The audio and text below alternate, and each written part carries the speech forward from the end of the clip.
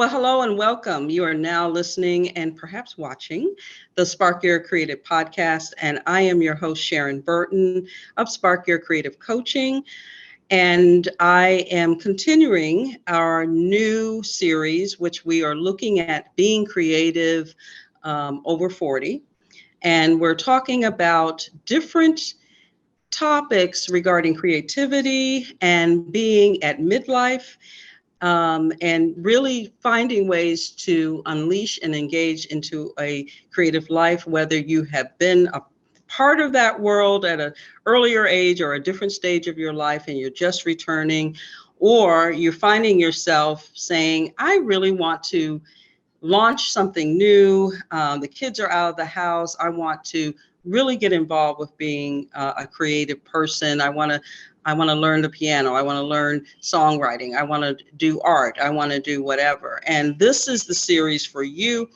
I am interviewing some wonderful people, everyday people that have embarked on similar journeys or have been involved with different areas of expertise that can help you move forward with whatever you're interested in doing, including yours truly, of course.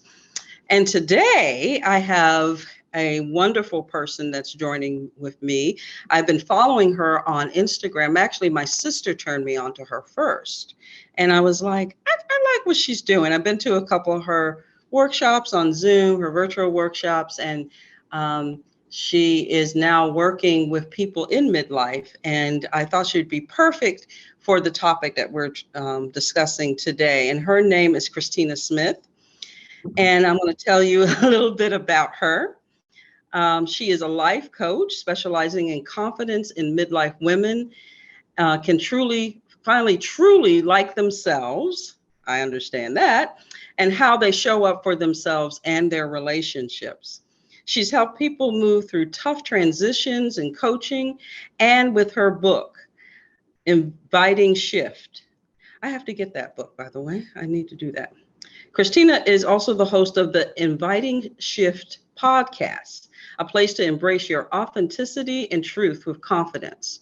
Her mission is to help people be more gentle with their humanness so they can truly shine the way they choose to. And we have very similar goals. So welcome, Christina. Thank you for having me. I love this. Yeah, this is such a good fit. I love creativity after 40. It's such an exciting time. I think it is too. And I'm really thrilled because you and I are Gen X. So we're actually reinventing aging, if you've noticed. Our generation is saying enough of this crazy nonsense, enough of this narrative, enough of keeping things in the shadows and all that. We are like, yes, whether we're celebrities or whether we're just everyday people, we're getting on the mic and saying, we're going to flip this over. So, the millennials are going to have it so easy because we are doing the research and tearing down all the stereotypes and basically saying enough. So props to my Gen X people, including yes, I love it. And today, I do too. Today we're talking about imposter syndrome. And I'll give you a little bit of background. As a person who truly embarked on her creativity later in life, I always had this feeling that I was an imposter. I didn't go to undergrad for art school or anything like that. I'm a self-taught visual artist, and I guess a self-taught poet. I'm writing poetry, I'm sharing poetry. But I've always had, and even I'm writing a book right now. And I just feel like I am not a writer. I am not a this, I'm not a that. And I think that comes up with a lot of people. But I think at midlife, especially if your life has, shown up differently. We all went to college and did the right things and tried to go and become employable and make a living, Checked raise all families. the boxes, right? Checked all those boxes.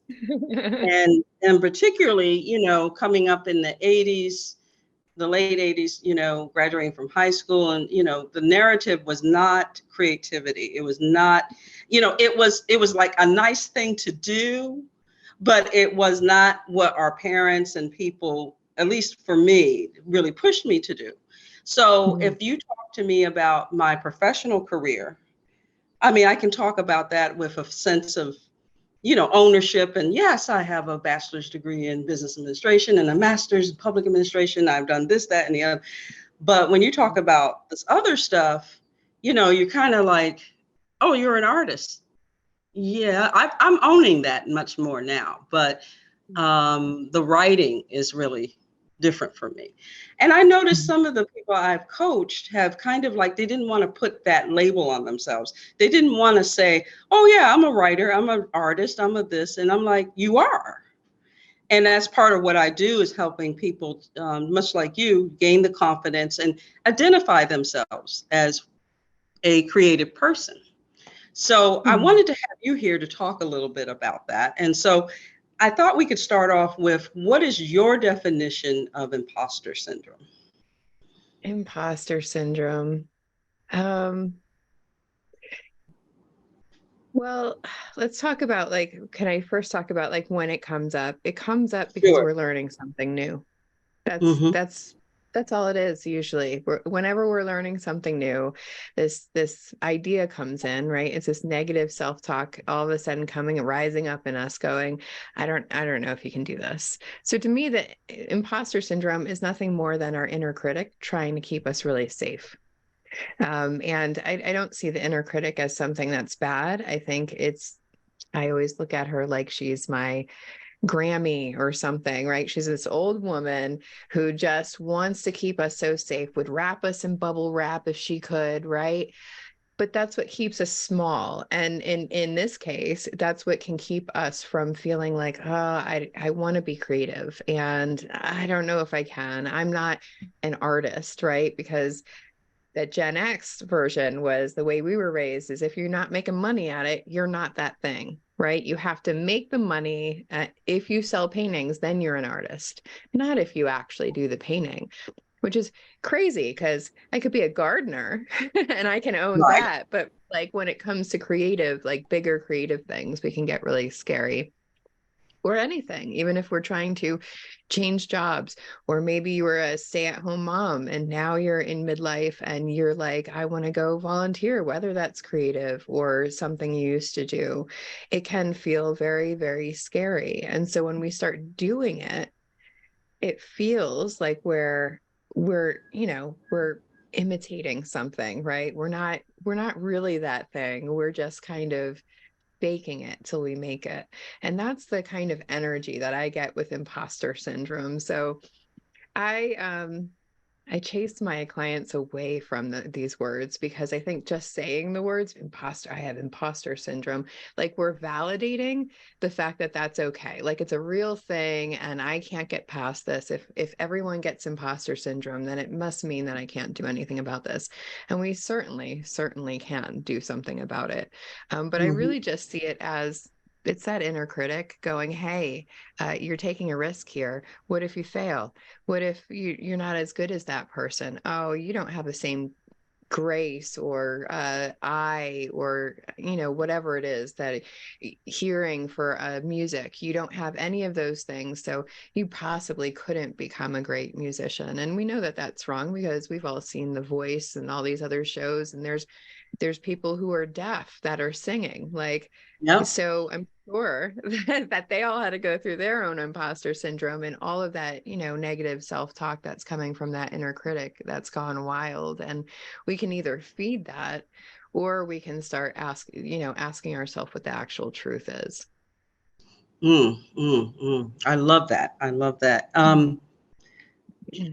Moving on with that whole thing, what about your personal journey? Have you gone through this whole imposter syndrome thing? I mean, um, especially starting a coaching practice and, where you are now, and you're moving into different things. You wrote a book. I don't know if this is your first book, but how did that work for you? And that's personally, that question's for me actually, but but what was tell a little bit about your experience with Continued kind journey of with it. battling the inner critic and all that. How did that work Yeah. for you? It's a continuous journey. I mean, anytime I start doing something that's hard and new again, I'm running a really big event in June. And whenever I started working on that, suddenly that negative self-talk can still creep in and start going, you don't really know what you're doing. How could you blah, blah, blah, blah. Or if I think about people from like 20 years ago and I go, wow, what would they think about me being a life coach? They would be like, that girl cannot be a life coach, right? So that's all the stories that we're just telling ourselves. I don't know that people actually think that, right? But I did have Mhm. a really messed up journey. And so I'm even shocked sometimes that I do what I do. And yet I also know that there's like dozens and dozens of women that get support and get wisdom from me, which shocks me. But that took a really long time of stepping into my own like divine light, I guess I would call it, of me going, but this is where I've been brought to. So let me Mm. see. Like I had to really sit. I mean, because it can happen all the time, that when we own our own businesses, every other month we could be wanting to look for a job or something. And I have to balance that with this energy of, but I'm exactly like when I sit with myself spiritually, when I sit with myself in meditation, I know that I'm in the right place. It's just this monkey mind of mine that wants the easy way out. And the easy way out would be quitting and being like, that's too hard. It wasn't meant for me. Right. And what I find really interesting, a client of mine told me this really great story the other day, a little metaphor kind of story, where there was an art teacher and they had a class of sculptures and they split the class into two. And they said, you are going to focus on quality over here, and you are going to focus on quantity over here. So you guys have to make the most and you have to make the best.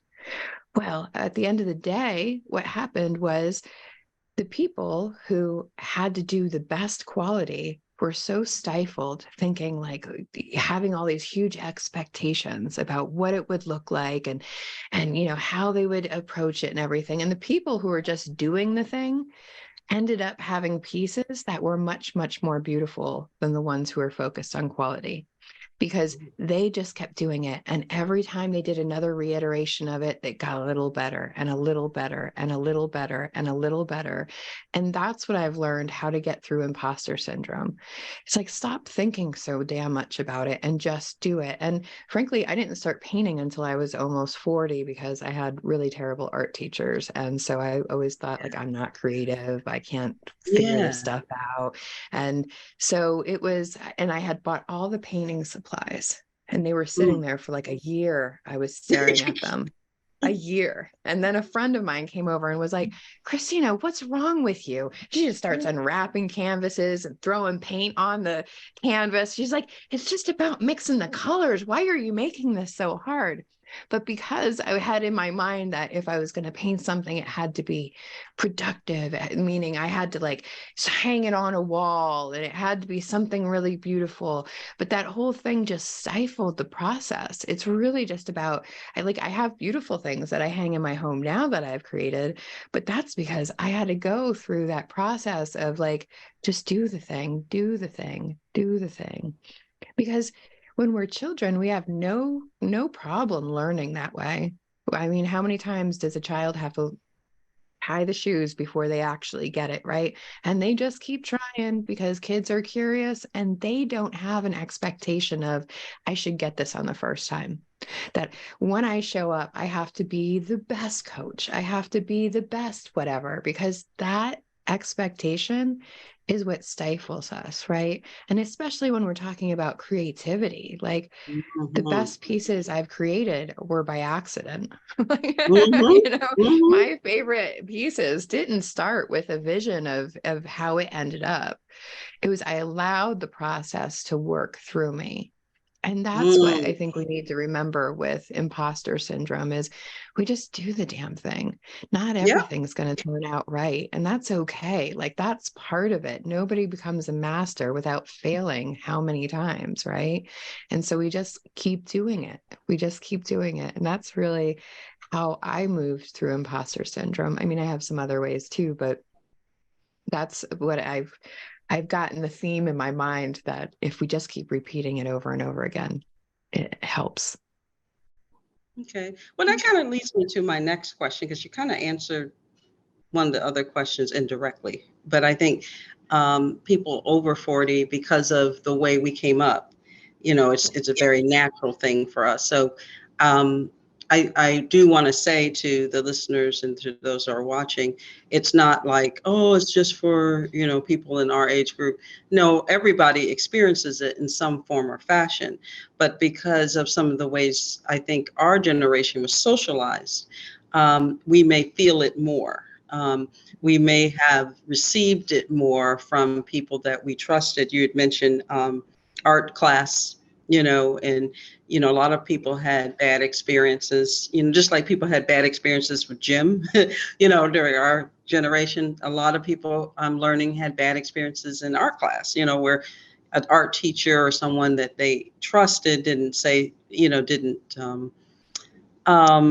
encourage people to move forward with their creativity. Maybe that's the word that we can use. Mhm. But what is your advice for people who may find Mhm. themselves battling with their inner critic and the whole imposter syndrome thing? One of the things that I thought that was important that you said is to keep doing it, to keep doing it. But what if someone is just really still there like you were with the art Mhm. supplies sitting in their office? They don't have someone coming in saying, come on, let's do this. What is your advice as far as moving that person from looking at their art supplies to actually doing something? Hmm. Well, one thing is I advise my clients to shift the language from I'm an imposter to I'm learning. I'm Okay. learning. That's it. Like, and when we're learning, we can lower our expectations. We're not expecting to get the thing right the first time, right? We're just playing around and learning. And I think that this is so important to just remind ourselves because it's not like we say, oh, look at that child, what an adult imposter, right? You're right. That's a good one. We don't do But that's what it is, right? I mean, that's what that. it is. Like a child is learning how to become an adult, but we don't say, "Oh, they're an imposter." We used to call them apprentices, right? I mean, we used to call them whatever, mentees. But it's like I see you Sorry, laughing. I'm sorry. It's It's just good that whole though, right? the whole thought of that. Oh, I'm sorry. I don't mean to keep laughing, but anyway, go ahead. That's right. But that's exactly what I think about when people are like, "Oh, I'm in a," well, of course you are. You're just stepping into those shoes. Your feet don't fit yet. Like so allowing ourselves to drop the expectations, right? I'm just going to have fun with this first. Let me just see if I can have fun with it. I mean, because who wants to be creative if they're not having fun? I sure didn't. Absolutely. That's why it took me a year to stare at that canvas, right? Because I wasn't having Right. fun, like with all the expectations and stories I was telling myself, like, oh, remember, you can't really do this because that art teacher and that art teacher and whoever, right? So we just have to, like, okay, what's the truth here? There's no danger in being creative. That's one thing that we have to remember. Our brains have confused discomfort with safety. And those are two different things. And anytime we learn something new, we're going to be uncomfortable. That's Right. how we grow. Growth equals discomfort. If it wasn't uncomfortable, we would have already been there. That's right. That's right. Yeah. That's right. So I we're think learning. I think one of the things that I'm getting from you too is the ideal of play, because I know a lot of, especially our generation, it takes a lot for us to kind of get to the level where we play, because Mhm. once we got out here, we were doing it. And a lot of us grew up in households where we had to take care of ourselves for a while our parents were doing their thing. And, as a result, we may not have gotten in a lot of the play that maybe we could have had. And I Mhm. think it's harder for us sometimes to take time off or to have time to do play, because like you said, we came up in the 80s and not, it was about, work and get that purse and get that more money, more problems and all this, And Yeah. so, the whole thing of relaxing and playing and looking at a creative endeavor as a form of play. What you said sounded a lot like, okay, let's make this an adventure. Let's play. What does this Mhm. color do? And if I combine it with this color, what will it give me? And, Exactly. what is some things that, what if I just do squiggly lines on my canvas? This doesn't have to look like, Picasso or anybody, it's you, and having fun with it and getting comfortable with it, or maybe even taking a class, Yeah. just if you feel you need a formal kind of situation, there's always beginners in classes. Yeah, I love what you said about that because it brings up curiosity. And it's always Yes. like curiosity is what stomps out judgment. Is we can Mm, have judgments, and judgments are like, here's the category that you belong in, right? But when we categorize everything that way, oh, it's hard, or it's non-productive, or it's lazy time, or whatever it is that we call it, right? We have judgments around not being productive, right? It's a huge addiction for Gen X, is like, I got to be doing, got to check the list, got to do all the yes. things. And it was for me for a long time until I was burnt out from it. And then I was like, oh, play is actually important. Like, it is very important. I bring play into my work because that's how Mhm. important I think it is. If I'm trying to write copy and it's going terrible, then I get silly with it, right? And I write things that I would never send out to my clients. But it gets me into that more silly, like, how can I be more curious about what's going on for me right now instead of judgmental? And there's Mhm. this other piece that I think really helps too, or has helped me, especially in my coaching, right? Because I must have been a coach for 4 or 5 years before I was actually like you were talking about earlier, where, yeah, I'm a coach. This is what I Coach. do, right? Where it Yeah. was like before it was like, well, yeah, I help Help women people with your with certain things. transition. And Yeah. but Yeah. now I'm like, it's juicy and it's exciting. And some of the things that have helped me actually step into that space, and you mentioned it, is like, go take a class, go be with people who want to do the same thing that you want to do. Because when we're around that energy, it starts like we start taking it in through our skin or something. And we start like, there's a vibe that, yes, I can be creative. I'm with the creative people and they're looking at me like I'm creative. And Mhm. so we start like feeding that back and forth. Right. You can also get a coach or a teacher that can help you feel more confident about that. I just had a thought and it escaped me. But the thing that I also want to talk about, confidence is a skill. And I think that we Mm, forget that. I think we show up and think, I should feel confident at this, even though I may have only done it once or twice before. mhm. No, that's not how it goes. Confidence isn't a feeling that just pops up here and there. Confidence is a skill that we build. And one of the best definitions of it I heard was on the Glennon Doyle podcast.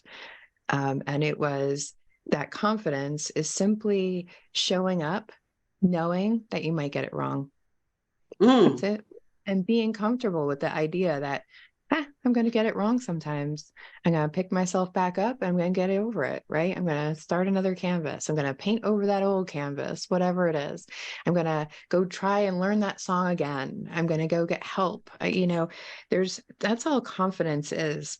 People that are really confident because they're experts, it's because they've done it a million times and they failed 100, at That's right. least. That's And right.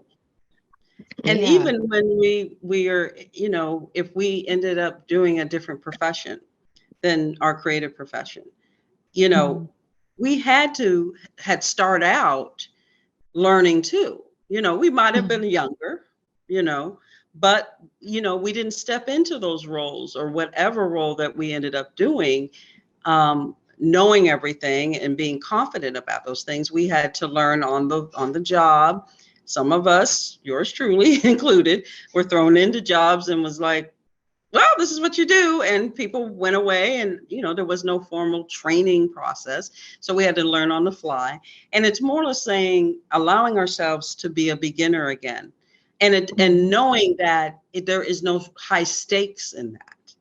That's There's right. no, judgment about you being a beginner as a painter or a musician or um, a designer. There is no, who's going to judge you? Who do you feel that you're going to allow to judge you? Just Yourself. us. And once we turn that inner critic off and that voice that says that you have no business doing this, Hmm. then we can, we live longer. How many people have we seen that are like 100 years old? That used to be like, oh gosh, you better back in the day when somebody celebrated somebody's 100th birthday. And a lot of times those folks may not have been in good health. Now we're seeing videos, TikTok videos with a 100-year-old woman dancing or somebody, jogging and doing marathons and things. You know, we can have second and third lives now. We don't Hmm. have to just hang our laurels on the one thing that we did to make a living, let's say. Yeah, We yeah. can define ourselves as multidimensional human beings because we were created to not just be one thing. We might have been socialized as that by well-meaning people, I will say, people that cared about us and wanted us to succeed in life based on how life was. Okay. And it But worked for the first half. and it worked I for the mean, first half. Yeah. built the But foundation of our lives. We got our home or our money, and we are stable. We have raised the kids. We have more mhm, time and energy to ourselves. I always say that the second half is like the time where you get to do what you want. You did everything you were supposed to do in the first half. Now you get to absolutely. do what you want to do. And the way that we do that is giving ourselves permission not for it to look perfect, not for it to um be success every time. We're so addicted to success, and it reminds me of like Gen X was also raised with the SMART goals, right? Like we Oh all yeah. heard that. Measurable, Like, oh, they got to measurable. be measurable. You got to be able to check the Mhm. boxes and know that. And then we checked all the boxes, and there's so many women that are Gen X that are like in their 40s or 50s and going, hold on, I checked all the boxes. I thought I'm supposed to be happy. And And I'm it's not. because we took all the play out. We took all the play. We raced for those boxes and we did it. So now we get to play a little bit more. Many of us are letting go of our children. We're rethinking how we're going to spend our time. It's a beautiful, beautiful time, I think. So yeah, it's really about learning and being okay, and so curiosity and reminding ourselves that we're learning, I think, are the two biggest skills. And I got to say, as myself, if you are going into the business route where you're like, I want to do my own kind of business, what really helped for me was when I started investing in my business and bigger investments in my business, because that was me telling myself, yeah, we're really doing this thing. We're spending the money. We're gonna figure this thing out. And when I got there, then that's when I started to feel like I'm actually doing this thing, right? So sometimes a little bit of an investment, whether that's time or money or energy or whatever, and just getting support is, I think, really, really helpful as well. I just wanted to put that out there because that's when I started being like, yes, I am a coach. Actually, I do have a solid business, and you know, Mhm, yeah, it wasn't mhm, about making the money. It was about when I started spending it on myself and investing it in myself that it made a difference. mhm. And that's a very key area. One more question and then we'll Mhm. close out because I'm like really feeling your vibe today. But I always do anyway. But your book. Tell me a little bit about your book and how did you feel? Because was this your first time writing? Oh yeah.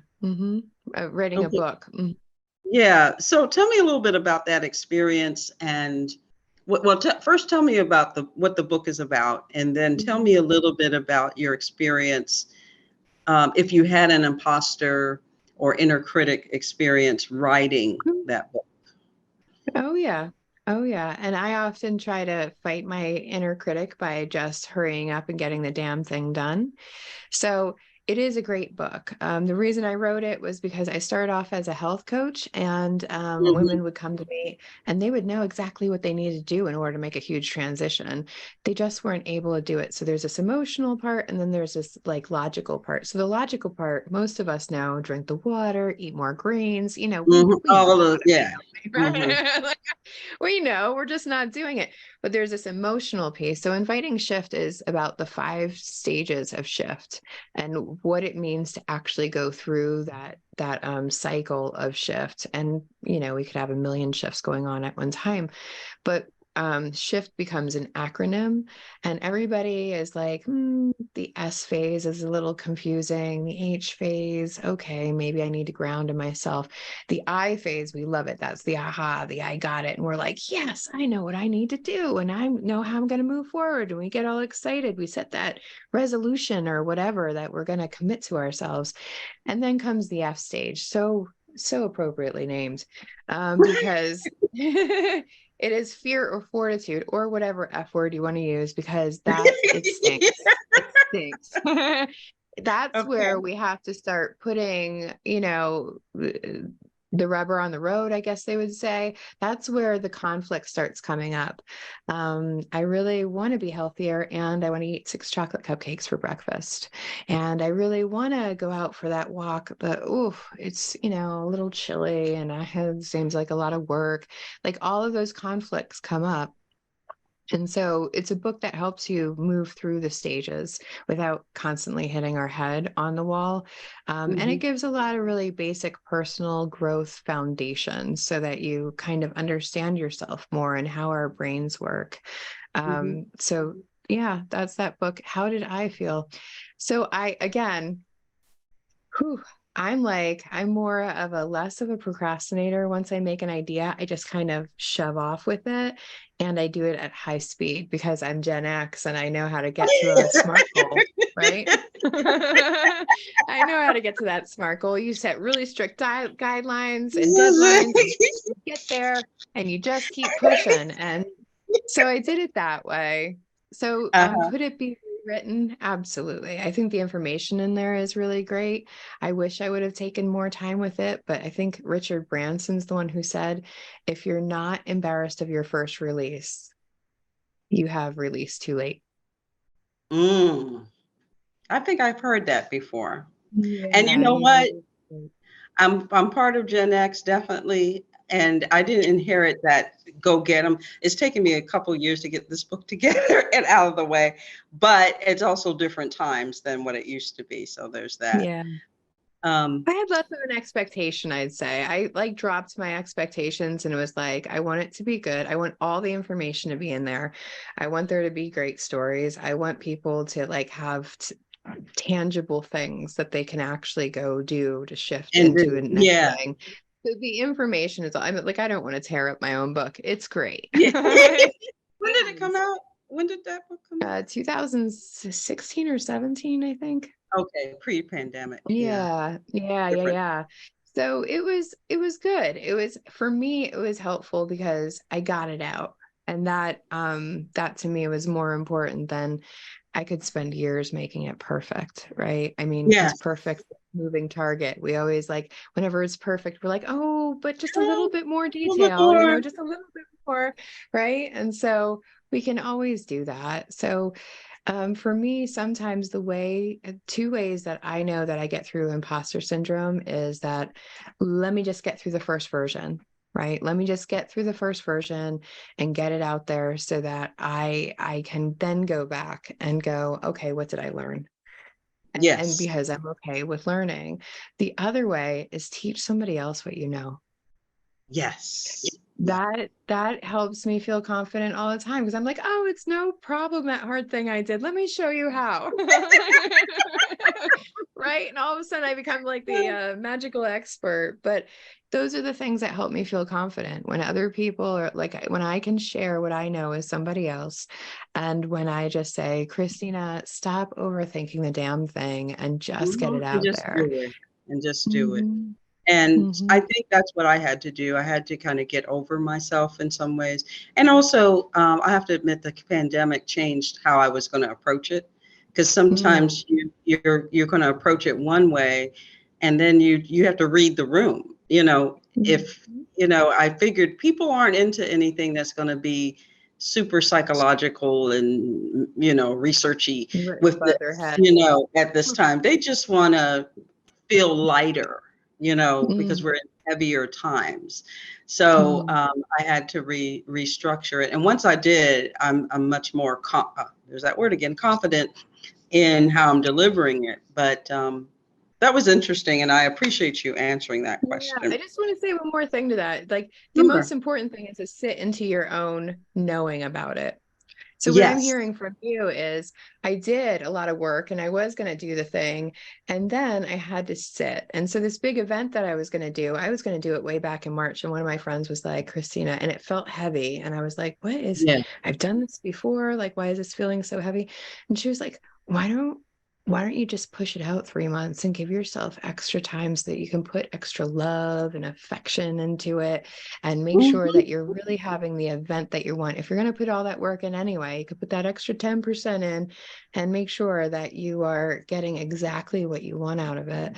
And once I moved it out, I was like, oh, It like I felt could better. feel my soul, like I breathe out a big breath of like, whoo, thank God, relief. And so there are times where we just need to sit with ourselves. Is it time to go or is it time to wait? We may not know what Absolutely. we're waiting on, but we just want to make sure that it's not that inner critic that's stopping us, but it's actually like what feels right in our soul. So thank you for letting me get that one in. Well, thank you for sharing that, because I think there's not enough. I think it's much more discussion about intuition and, trusting your gut. But we need to always remind people that that's part of the process, even dealing with imposter syndrome and inner critic, and making sure that you're listening to what your intuition wants to have happen, not necessarily these other voices, and being able to be discerning between the two. Mm-hmm. So, how can people find out about you, Christina? Where can they find you? Yeah, they can find me on Instagram or Facebook. You can go to my website to find all those links. It's Christina-Smith.com. And I work a lot with the program. My signature program is like intentional and aligned. So this is really, it could be used for any age, but I love midlife women because I think that age is just awesome, We even if they are. don't. We are. We're awesome. We know I so much, know. and we're flexible, and we're into technology. We're that generation that remembers the old school but can embrace the Mhm. new school. So we're a unique group. And Yeah, and that's what I teach them is how to like really start sitting with that intuition. What is most important? How I checked all the boxes as a Gen Xer, and I wasn't happy when I got there. I was crying on the way to work for like a year before I was like, maybe there's something wrong here. Maybe something needs to change. A year. And and so what I've learned is my program is all about if you want to be happy when you get there, you have to take the happy with you. You have to make yes. choices for your happiness now. And that's really, I teach women how to align with what's really most important to them. Okay. Yeah. All right. And we're going to, of course, include your links on YouTube and the podcast platform, so you all can find out about her. I just want to thank you, Christina. I admire your work. I've followed you Mhm. for a while, and will continue to follow you and be involved with whatever that you may have. Um, I appreciate your words today. I think the listeners and the viewers are probably, oh, okay, that's cool. I really like your perspective, and I got the right person for the right job. I understood the assignment. Um, so I just want to Thank thank you for you being for on the having call. me here. Yeah. I love creatives. I love midlife. This is my jam. And I love this energy that we have together. So thank you so much for having me. It's been so much fun. Yeah, and I didn't even know you did art. So that I learned that today. I learned that today. You need to Only start since posting my your art. 40s, but I am an artist. That's right. I That's claim right. it. I Own it. don't Own care. it, girl. Own it. All right. And I just want to thank you all for continuing to follow and listen and watch and all that good stuff. And just as a reminder, letting you know that one of the things that Christina mentioned was the importance of getting help if those inner critics get to the point that they are overcoming your life and stifling you from unleashing your creativity. Spark Your Creative, me, yours truly, can help you with that. If I could get through that, you can get through that, and we can do that together. So you can reach me via my website, www.sparkyourcreative.com.